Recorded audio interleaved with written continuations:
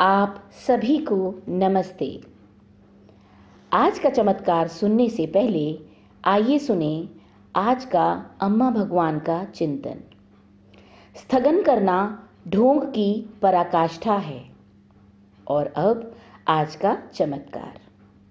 मैं फॉल्कनबर्ग, स्वीडन से मैरी हैलक्विस्ट हूँ। मैं वननेस के एक दिवसीय कोर्स के एक प्रतिभागी के अनुभव को उनके ही शब्दों में साझा कर रही हूँ।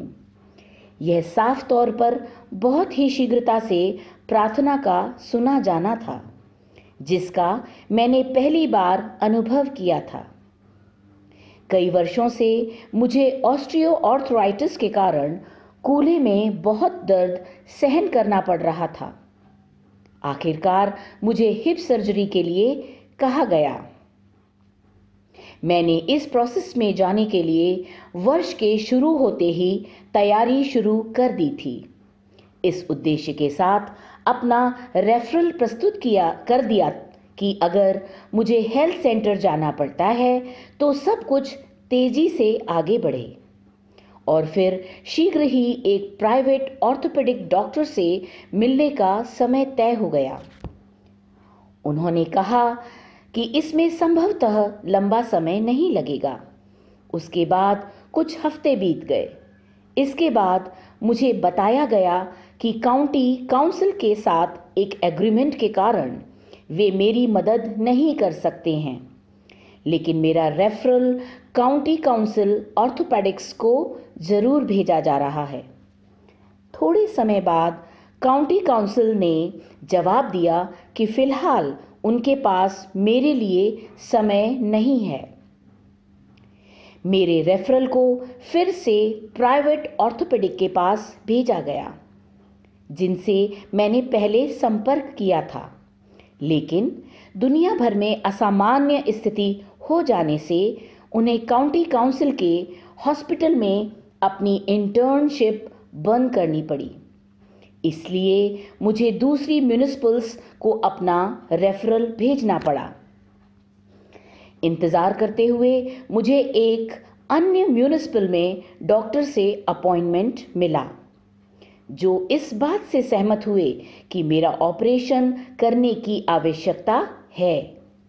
लेकिन नर्स ने मुझे बताया कि कोविड-19 के कारण वे अगस्त के अंत तक सर्जरी नहीं कर सकते। हालांकि मुझे स्थिति समझ आ चुकी थी, लेकिन मेरे लिए यह तबाह होने जैसा था। घर पहुंचते समय रास्ते में ही मैं टूट गई। मेरा हृदय रो रहा था। मैंने तीव्र स्वर में प्रार्थना की, प्लीज अम्मा मेरी मदद कीजिए। मैं अगस्त तक इस दर्द को सहन नहीं कर सकती। प्लीज अम्मा मेरी मदद कीजिए। मुझे मई में एक ऑपरेशन टाइम दिलवाइए। प्लीज अम्मा मेरी मदद करिए। शहर वापस आते समय घंटे भर से भी ज्यादा समय तक रास्ते में मैं मन ही मन इस प्रार्थना को दोहराती रही। जब मैं घर पहुंची, वैसे ही फोन बज उठा। मैंने गाड़ी खड़ी की और जल्दी से फोन उठाया। वह ऑर्थोपेडिक से था। उन्होंने कहा, अगर आपको 26 मई को ऑपरेशन का समय चाहिए तो हमें आश्चर्यजनक छूट मिली है।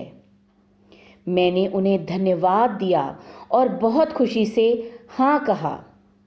फिर मैंने अम्मा को धन्यवाद दिया और निरंतर उनको आभार व्यक्त करती रही। इस तात्कालिक चमत्कार के लिए मैं अपार कृतज्ञता महसूस करती हूँ।